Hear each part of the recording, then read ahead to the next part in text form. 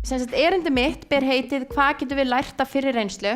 Þetta svolítið ólíkt erindi því sem við vorum að hlusta hér áðan vegna þess að ég hagfræðingur og þetta svona á mjög hagfræðilegum nótum en ég vona allavega að þið munu fylgja mér. Og ég ætla að skipta erindinu mínu í þrennt. Nú í fyrsta lagi ætla ég að byrja að tala svona stöðun okkar í hagkerfinu, hvernig ég lít á að staðan í dag.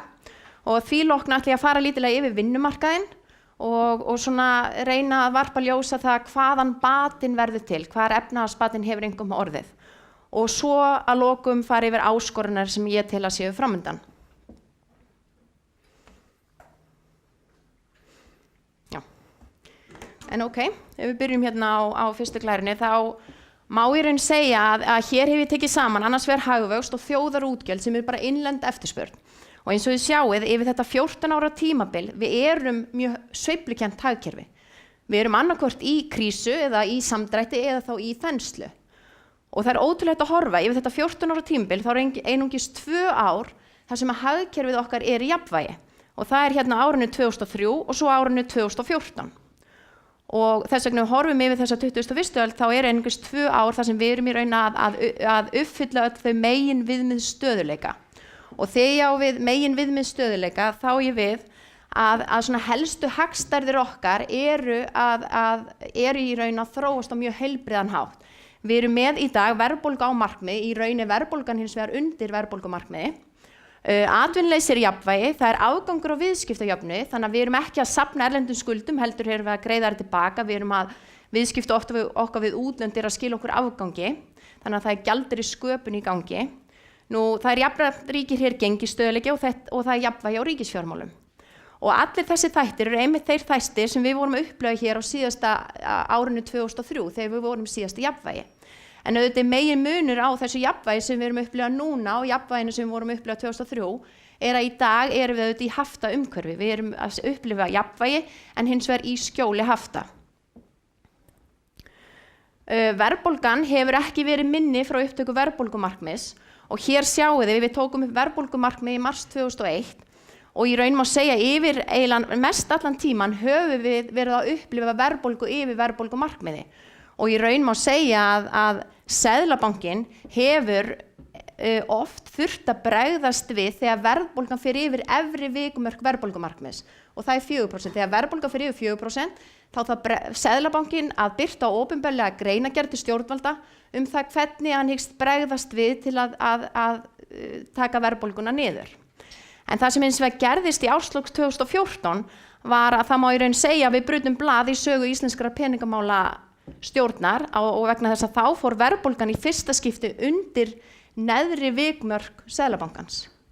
Verðbólgan mældist 0,8% og hefur aldrei mælst jafn lág og í fyrsta skipti þurfti því Seðlabankinn að skila greinargerð til stjórnvalda það hvernig hann hyggst örva verðbólguna. Þetta eitthvað sem við höfum aldrei upplifað áður. Þannig að staðan í dag þannig að verðbólgan í raun ekki lengur sér á báti á við alþjóðlega verðbólgu. Við vorum að upplifa verðbólgu eins og við sjáum með hérna annars vegar verðbólguna á Íslandi og í viðskiptalöndum okkar annars vegar í árslok 2013 og hins vegar í árslok 2014 og þið sjáum í árslok 2013 verðbólgan kringum 4%. Á sama tími verðbólgi okkar viðskiptalöndum undir 2%, þannig að verðbólgan var útgild á við aðra verðbólgu eða verðbólgu viðskiptalöndum okkar. En hins vegar í árslok 2014 erum við bara komin í línu við það sem var að mælast erlendis. En þrátt fyrir að verðbólgan eða þrátt fyrir þennan góðan árangur í að ná niður verðbólgunni síðustu misseri, þá hafa hins vegar raunvextir verið töluvert hærri heldur en í okkar helstu viðskiptalöndum. Og þetta eitthvað sem við höfum alltaf upplifað. Raunvextir í Íslandi hafa alltaf verið hærri heldur en erlendis. Þannig að það má með sanni segja að björnin ekki unnin enn, það við þurfum að skapa umhverfi til að tryggja trausta kjölfestu verðbólgu og verðbólguvæntinga. Seðlabankinn lækkaði vexti tvisvar á síðasta ári 75 punkta eða 0,75%. En hins vegar þrátt fyrir það þá eru raunvextir mjög háir. Og núna Seðlabankinn búin að stoppa eða að bíða með frekari vaxtalækkanir þrátt að við getum öll verið sammála það að verðbólga undir verðbólgumarkmiði og tímabili var verðbólgan undir 1%, samt sem áður sá Seðlabankinn ekki tilefni til að lækka vexti. En við getum verið sammála að það sé klárlega ástæða til að lækka vexti.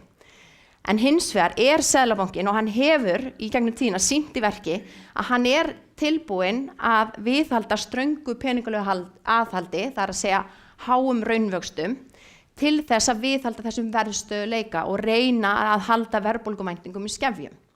Og það sem að koma í veg fyrir frekari vaxtalækkanir þessa mundir einfaldlega sú óvissa sem nú á vinnumarkaði. Þessi órói sem á vinnumarkaði í dag og þessar kröfur 30–50% launahækkanir einfaldlega ógna verðstöðuleikanum og Seðlabankinn metur sem svo að þá sér hann ekki tilefni til að lækka vexti. En sem sagt, þetta var svona staðan í hagkerfinu í dag. Það má í raun segja að við erum í mjög heilbrigðu jafnvægi en það óvissa framundan og kannski ein mesta ógn sem að getur leitt til óstöðuleika í okkar hagkerfi kjarasamningarnir, en svona horft lengra fram á veginn það auðvitað einnig jafnframt hvernig verður staðið að afnámi hafta. En við snúum okkur þá á vinnumarkaðinum, hvar verður batinn til?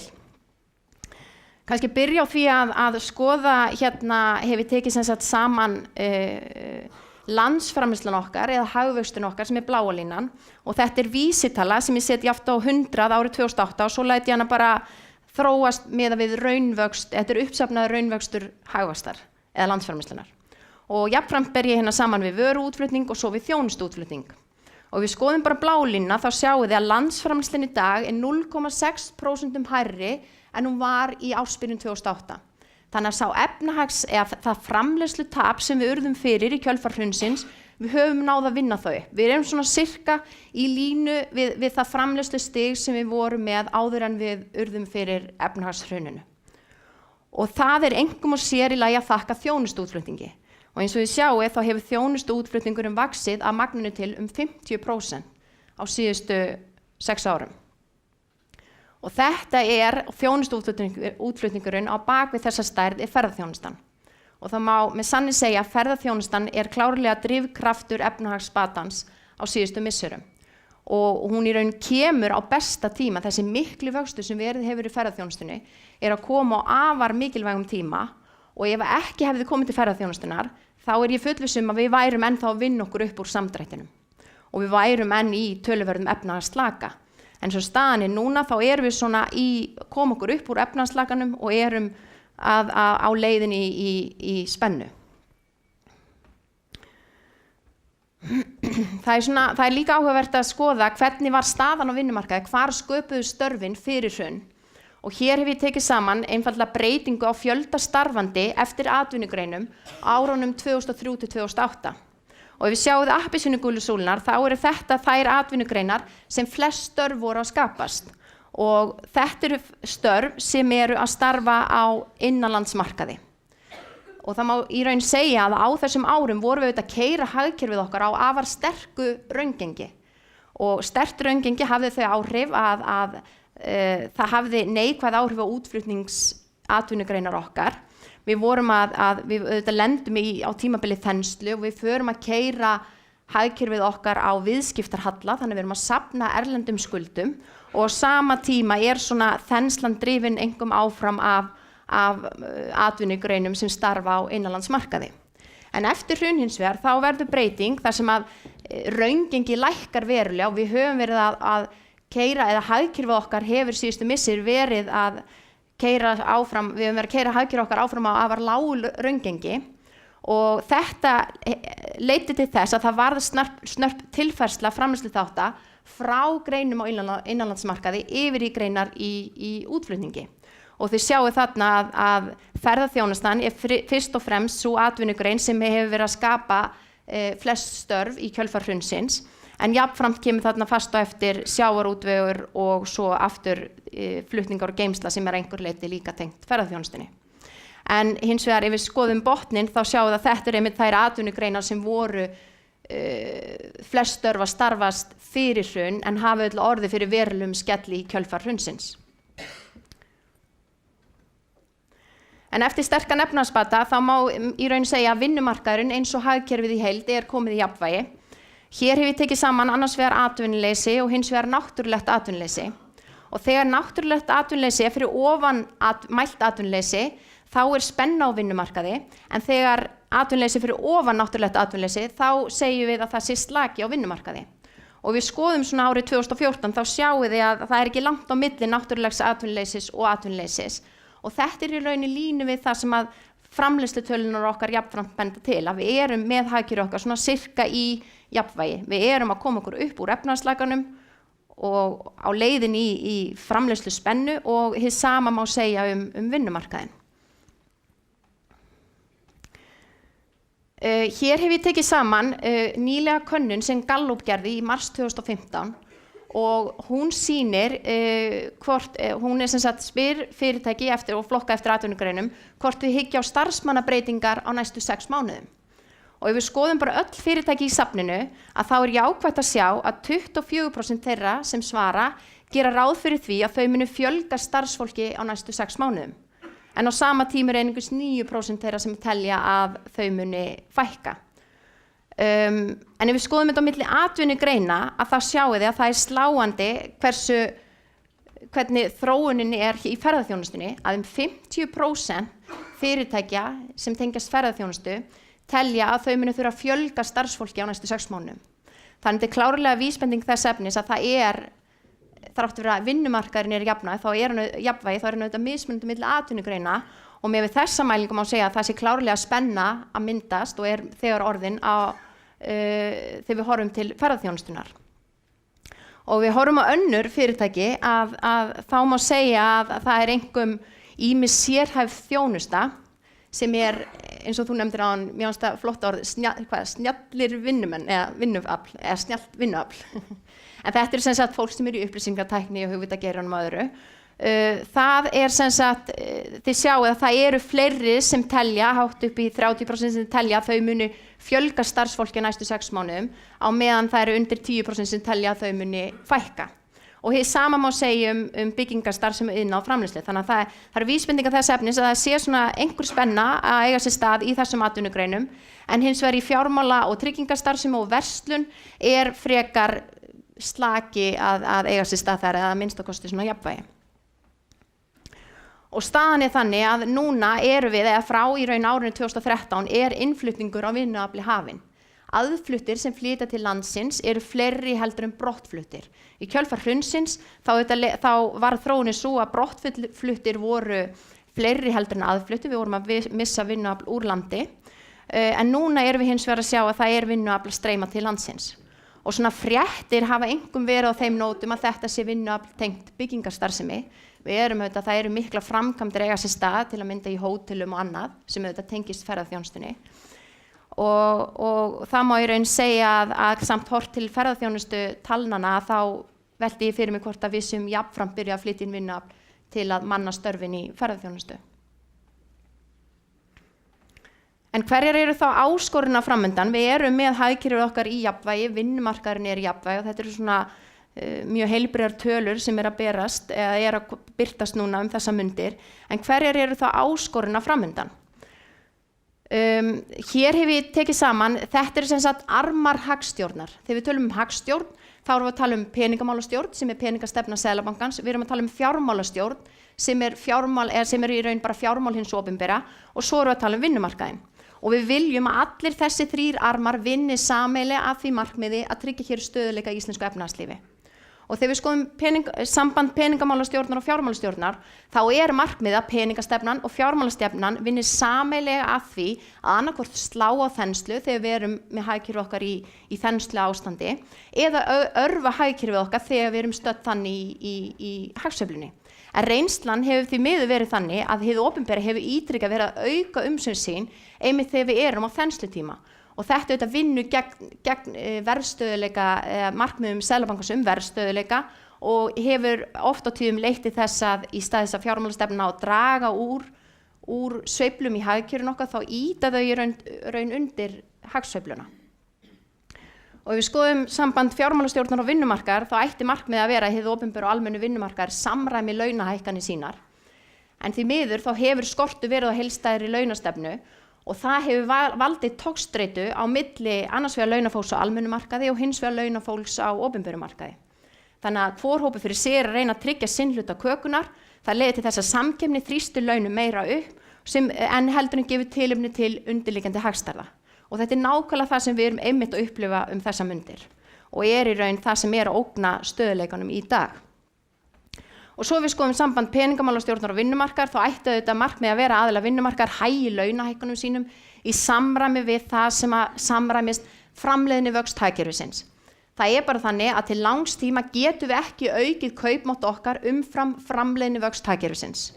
En hins vegar hefur því miður reynsla verið svo að við höfum séð launahækkanir hér, trekk í trekk umfram framleiðni vöxt, sem skila sér einfaldlega í verðbólgu og Seðlabankinn þarf að bregðast við með hækkun vaxta.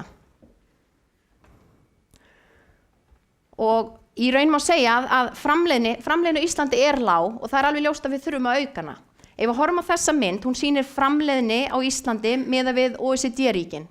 Og ljósgrá og súlan sýnir meðal framleiðni OECD-ríkja. Ef við horfum á þessa mynd þá segjum við, ok, við erum svona í meðaltalinu. Þetta hvorki slæmt og ekki heldur gott.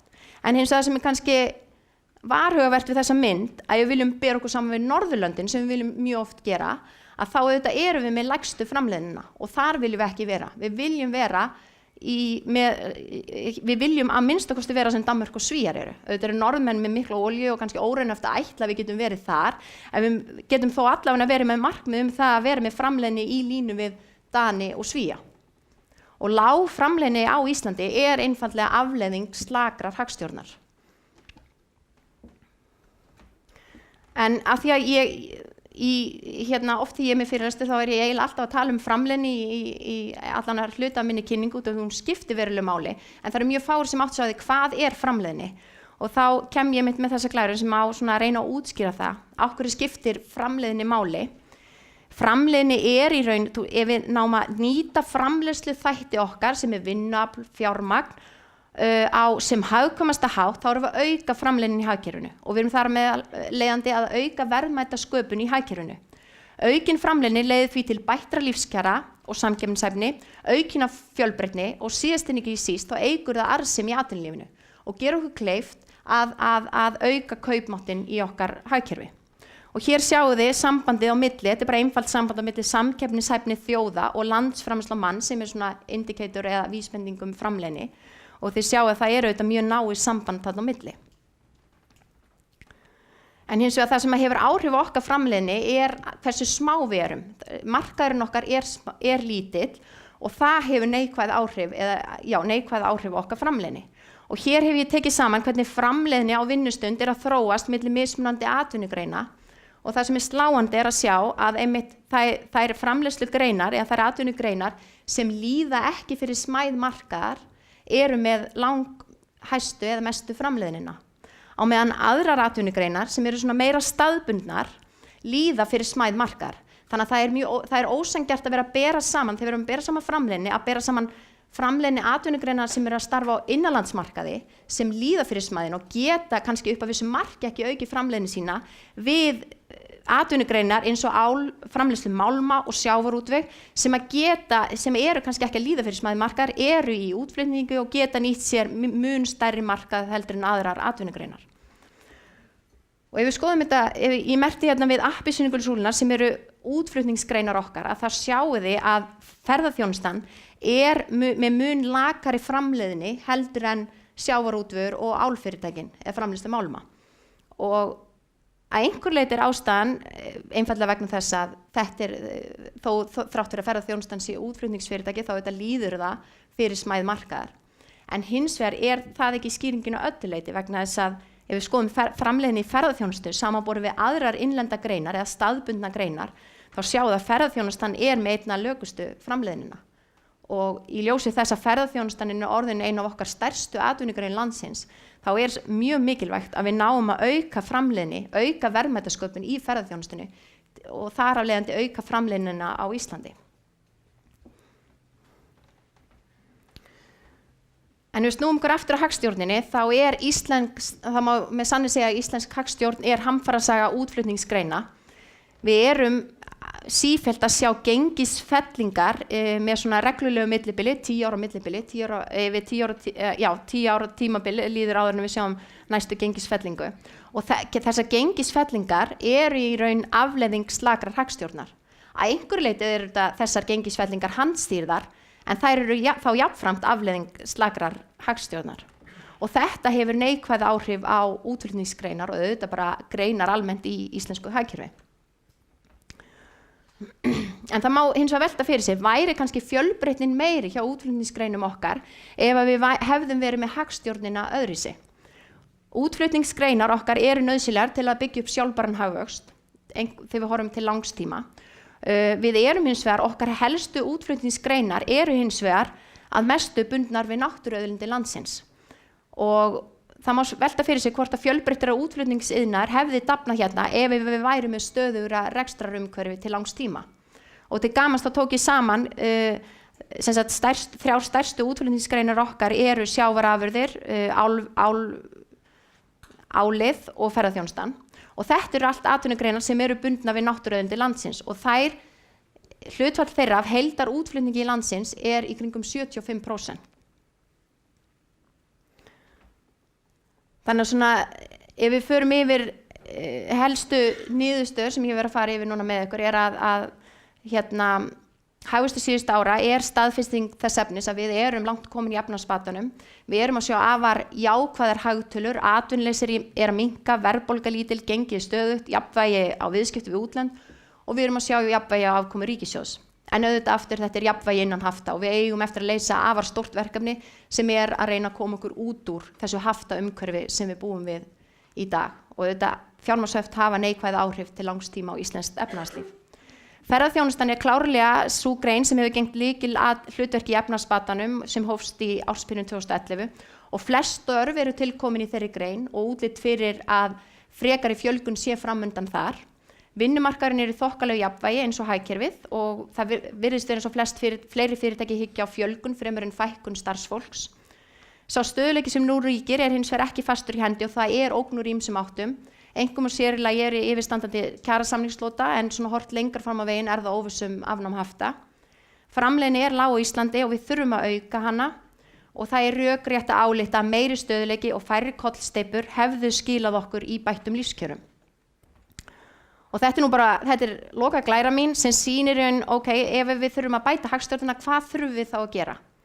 Vegna þess að ábyrg hagstjórn og stöðugt raungengi er nauðsynleg forsenda framleiðniaukningar og langtíma hagvaxtar og bættra lífskjara. Og á okkar mati þurfum við annars vegar að undirbúa peningastefnu okkar fyrir opið hagkerfi á nýjan leik. Það þarf að endurskoða peningastefnuna þannig við komum í veg fyrir að sagan sem átt sér stað hér á árunum 2001 til 2008 endurtaki sig ekki. Við þurfum að tryggja peningalegan og fjármálalegan stöðuleika en það mun þó aldrei gerast nema í samstarfi við hið opinbera og vinnumarkaðinn. Við þurfum að tryggja það að launahækkanir séu í samræmi við verðstöðuleika og þá þurfum við að horfa til framleiðni vaxtar og horfa til markmiðs okkar 2,5% verðstöðuleika.